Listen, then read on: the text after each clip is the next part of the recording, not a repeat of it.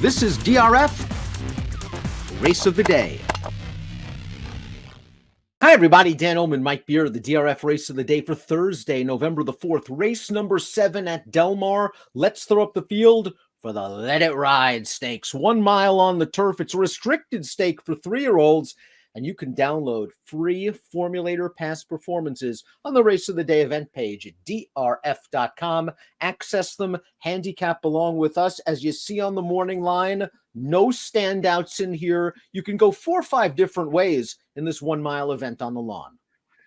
I thought so. I mean, it just sort of looks like a wide open race. It kind of feels like trips are going to be really important in here, Dan. I'm not sure about the pace scenario. I don't know how fast they're necessarily going to go early. I feel like it's just a really well-matched field, and that just sort of led me to searching out prices. The pace scenario, I think, is questionable. I agree with you. Timeform US has Coastal Kid up there. This horse has shown speed on dirt, has shown speed on turf, is going to be a long shot in this race, but he figures to be up close. Team Merchants, a horse that has shown tactical speed on dirt, adds blinkers. The 3, Nerves of Steel, was on the lead 2 starts back, but off of it last time out. I think if Sonic Breeze, the 4, takes to the turf, this horse, even though he's been away a year, he's got to show a little bit of speed. He does. I feel like he has to be a pace factor in this race off the long layoff. I also sort of agree with your take on Team Merchants, who's a real question mark in this race as far as the surface goes. But he's a pretty good dirt horse, and I do feel like they got to use his speed in here as well.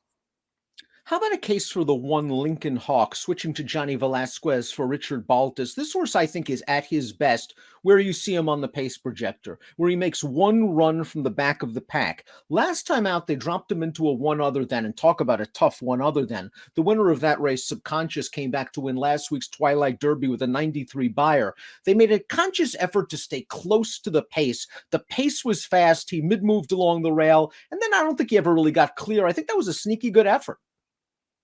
Yeah, I thought that race was pretty, for me anyway, I thought it was pretty tough to decipher. I agree with you that maybe they made a mistake by trying to sort of keep him involved. He did draw the rail. I think they didn't really want him to get shuffled back, perhaps. I thought it was hard to tell if he had any run or not. He was in behind horses at the stretch. You know, the more I looked at it, the more I felt like he didn't really have any run. But the fact that he didn't come clear, I guess that could offer some hope for him to do better here. I thought he ran pretty well in the Del Mar Derby 2-back. As you said, they took him back that day. He made this sweeping run on the outside around the second turn. He could never reach the leaders in there, but I still thought he ran an okay race that day. John Sadler sends out the 2, Crew Dragon, who really likes Del Mar. Just missed in the Oceanside in the summer, then worked out a really perfect pace track and ground saving trip to win his 1 other than. Let's watch his last start. They cut him back to a down the hill turf sprint at Santa Anita, and as we see, he swings widest into the stretch, and he's going to run a good second, beaten 2 lengths, a little bit green with his lead changes. He might have flopped him a few times, but he did lose some ground. There were a couple of horses inside of him that had some trouble. Yeah, I feel like the cutback to the 6.5 didn't do this horse any favors in here. The winner of this race was very good anyway. So this horse is only second best. He got outrun early, had a clean trip, only second best. I thought he ran okay. His Del Mar Derby 2-back actually is a race that I think is a little bit better than it looks. Because once he got bumped at the start, he just got caught, on the outside going forward, could never get over. And his rider just had to make a decision, and he decided to go on with it. And he contested the pace all the way into the stretch. He got tired late, but he didn't run as poorly as the 12th place finish, I think, would lead you to believe. The number 3, Nerves of Steel, was claimed for a $100,000 back in May by a very shrewd trainer, and maybe he's slowly coming to hand. Let's watch his last race, a $50,000 starter allowance at Santa Anita on October the 8th, and he got close to the pace, and as you see, he's got a big look at it here at the 3/16, Mike, but he just flattens out a little bit at the end. Yeah, this race didn't make me necessarily want to bet him back in this spot. He got a really good trip. The horse that wins the race was on the lead the whole way. This horse sat right behind him, and you could just see through the stretch. He had dead aim. He couldn't make up any ground. He got out finished for second. His race 2-back was okay. I thought that was a pretty solid pace when they put him on the lead and he got tired late. Maybe they'll go forward again here, Dan, and just try to put him on the lead again. I agree. I think they're going to get forward with him, as well as the 4 Sonic Breeze, who we talked about briefly during the Pace Projector segment. Talk about an ambitious spot by trainer Doug O'Neill. The last time this horse ran was August the 8th, 2020. It's been over a year. Now he's stretching out for the first time. Now he's switching to turf. There's a little bit of turf on this pedigree. The dam's a half to Glenville Gardens, who was a nice horse up at Woodbine on the grass a few years ago. Yeah, true enough. Glenville Gardens won 10 races on the grass. He was a grade 2 winner, earned over $600,000. That was a pretty nice horse.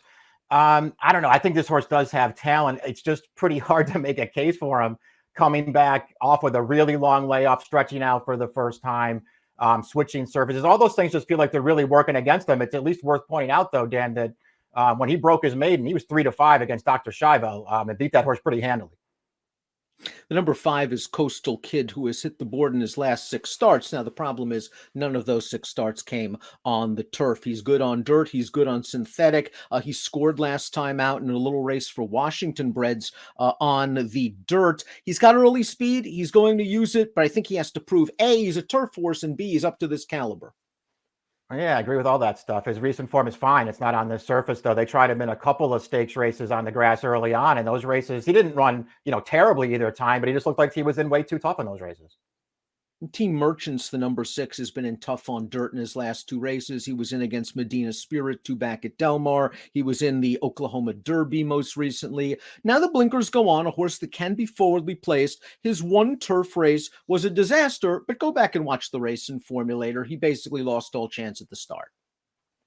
Yeah, I mean, it's tough to say if it was the surface that worked against him that day, Dan. He got outrun to the lead that day, and then it almost looked to me anyway like when they crossed that dirt path up the backstretch, that's when this horse totally lost his action, and his rider just pulled him up. They didn't do any running. I don't know if the surface had anything to do with it at all. I do think he's talented. I still wonder how far he wants to go. I don't know if he's a sprinter or a router, but I have no problem with O'Neill giving him another chance on turf here.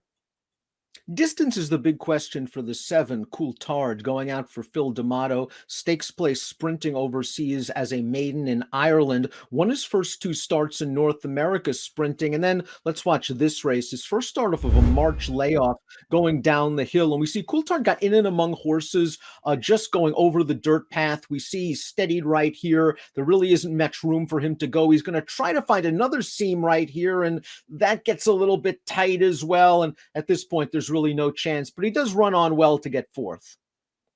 Yeah, he had no chance in here. This was basically a disaster, and he was obviously very unlucky. It doesn't mean he was going to win. The winner was pretty good, but this horse got very unlucky last time. I thought his 2 wins earlier this year, I thought he ran really well in both of those races. I have no doubt necessarily about his talent, Dan. I just don't know about him stretching out at a short price in this race.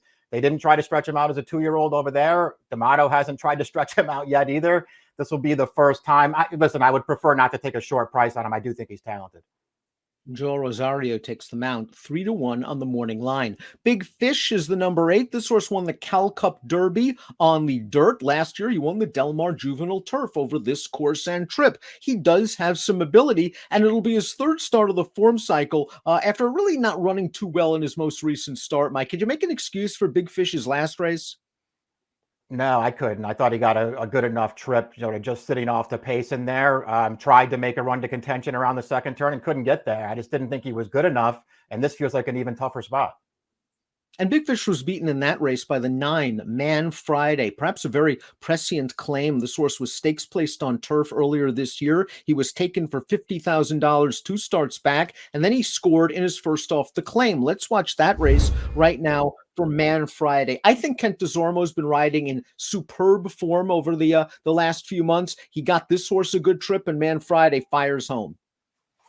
Yeah, I like the way he, once he got clear in this race, I just like the way he kept building momentum through the stretch. He takes over easily in the late stages and is clear. This was a good performance, and I do think it was maybe a step forward off the claim. It's sort of interesting that he had way more tactical speed early on, and now in his last 3 races, they've sort of turned him into a closer. We'll see if this race sets up well for him. I did think he ran well last time, though. Similar situation with Petruccio, the number 10, isn't it? A horse that was able to get close in some of his races earlier this year. In his last 2, he's just been taken far, far back, and some might argue too far back. I would argue that. I go back and watch his last two races, and I'm asking myself, what is Mike Smith doing in this race? He gave this horse no chance to be effective in either one of those starts. I didn't even think he ran too badly, two back in the Oceanside, where I don't know, Smith just waited way too long to get this horse into action. Last time, he obviously did the same thing, took him way back off the pace and never gave him a chance to be effective. I thought three back in the Singletary, Dan, he was going to win if he got a clean trip in there. He got in a little bit tight through the stretch. It was too late when he got clear and he just got out finished. I thought he ran well that day. He's 8-1 on the morning line, and based off his last two starts, I hope he has an outside post. I hope Smith doesn't take him all the way back again. But I just think he's way better than he looks on paper. And that's where we go with our top selections. You're going with Petruccio. Outside post worries me again that they might take him back. Short run to the turn. Don't want to lose too much ground on that turn. They may take him back and make one run. But I'm with you. I think he has some ability. And maybe he was a little bit too far back. Coulthard, everybody saw the trouble last time out. That's going to hurt his price. And he's going to have to stretch out in distance. I think he might have enough pedigree to last the mile. Maybe not too much longer than that. 10, 2, 6, and 7 for Mike. 7, 2, 1, and 9 for me. It's the Thursday race of the day. The Let It Ride. We'll see if Petruccio can tame this field.